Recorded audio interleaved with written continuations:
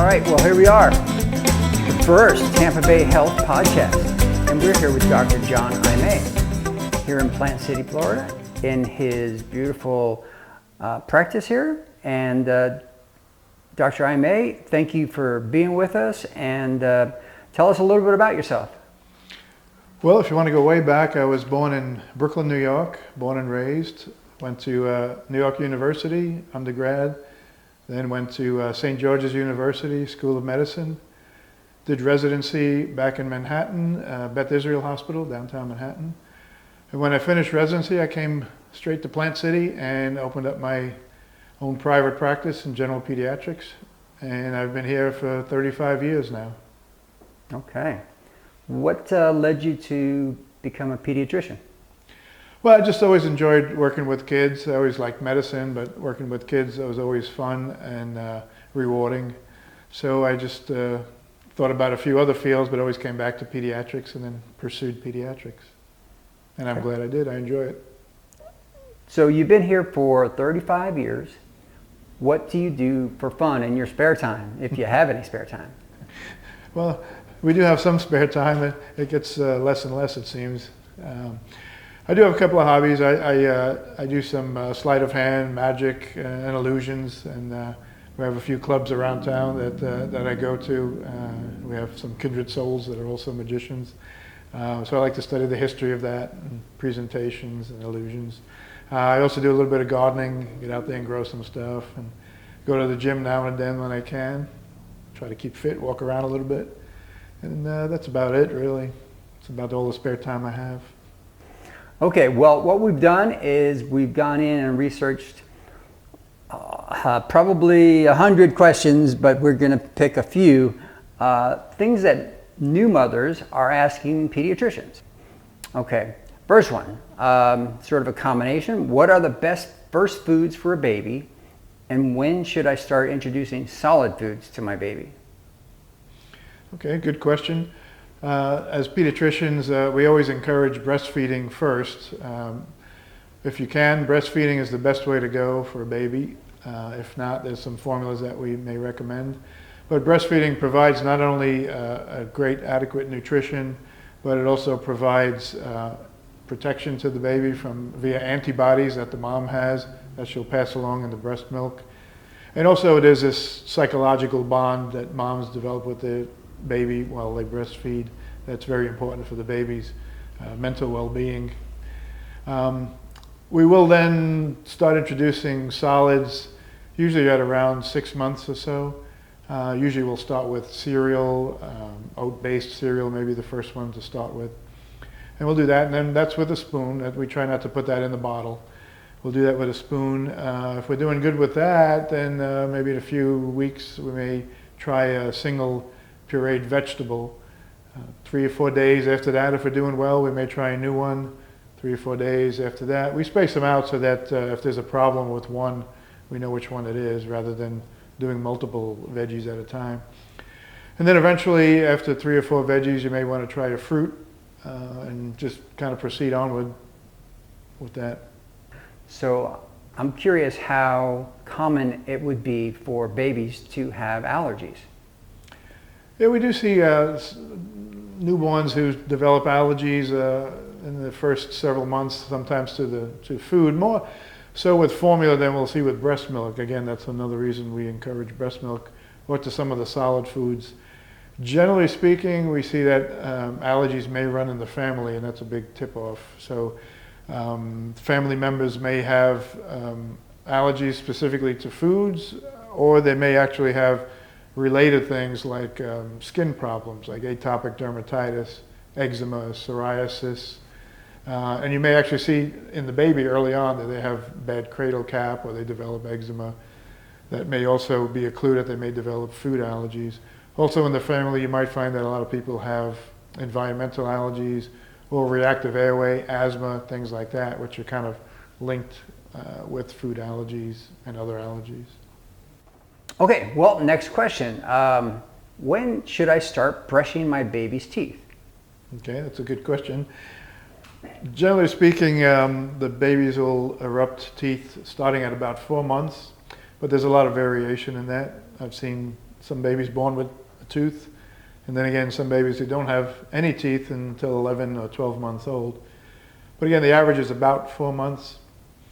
So what we should do at that point is, after feedings, at least wipe it with a towel, whether it's a paper towel or a cloth towel, mainly to get the food substance off the teeth. The carbohydrate that's in the food will turn into sugar with the saliva in the baby's mouth, and that can cause some problems with tooth decay. It can cause some pretty nasty problems, things we call bottle mouth and such. As you get more teeth in, then you may try with a toothbrush. There are toothbrushes that are made for kids, and they also have little pieces that fit on the fingers that you can use to brush. That's important, especially when you give a feeding at night and putting the baby to sleep, or if you feed the baby in the middle of the night. It's very important to wipe the teeth because you can get the tooth decay overnight. We also recommend seeing a dentist probably around 2 years of age for a regular visit. Unless there's a particular problem that you can see with the teeth, then you may see the dentist earlier. All right, next question. How can I help my baby develop and reach milestones on time? Another good question. So milestones are very important. When you visit the pediatrician, they will often ask you questions about what the baby's doing at that age. So is the baby rolling over? Is the baby sitting up? Is the baby saying any words? Is the baby crawling, walking? Those are important milestones, and there are some variations in those, but there's some general rules that we follow. If the baby is delayed, then there are certain things that we may have to do. If there's a speech delay, we may have to get speech evaluation, get the hearing checked again. The hearing is always checked in the nurseries now before the baby leaves the hospital, but we may have to check it again if it's a problem later on, a speech problem. It's always important when the doctor asks these questions, or the nurse who's working the patient up, that you're honest with those answers, because it's very important that we catch these things early so we can intervene if there is a problem. Okay. Now, stimulating the baby is important. So a baby who's not stimulated will probably develop some delays in motor function and all. So parents, caretakers, siblings, especially grandparents, they're usually good at this, playing with the baby, stimulating the baby. That's extremely important for the baby's development. So we encourage a lot of interaction with the baby. Okay, it makes total sense. Socialization with the family, and that makes sense. Okay, all right, next question. What vaccines does my child need, and when should they get them? Okay, a good question. We do quite a few vaccines in the first 2 years of life. Basically, the idea of a vaccine is that you're introducing usually protein particles that are similar to bacteria or viruses, and that helps the body's own immune system build up antibodies which will fight them if they ever encounter the actual bacteria or virus. So there is a kind of set schedule that we follow. The best thing to do is to look at a website. The American Academy of Pediatrics has an excellent website. It's www.aap.org/immunizations, and you'll see a whole table about the shots that we give. Most of these vaccines that we give are for very serious infections. A lot of them are life-threatening. There were a few that came out after I was in residency, and I don't see those diseases anymore in kids, but as a resident I saw quite a few serious diseases that we now can help protect the child against. So it's very important to keep up with the immunization schedule. If there's any concerns about immunizations, you should feel free to talk to your pediatrician or family doctor about those concerns. All right, next question. How can I help my child maintain a healthy weight?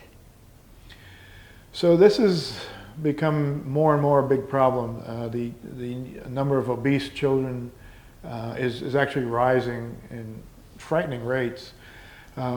Probably a lot of it has to do with a more sedentary lifestyle. Kids are attracted to computers and cell phones and tablets.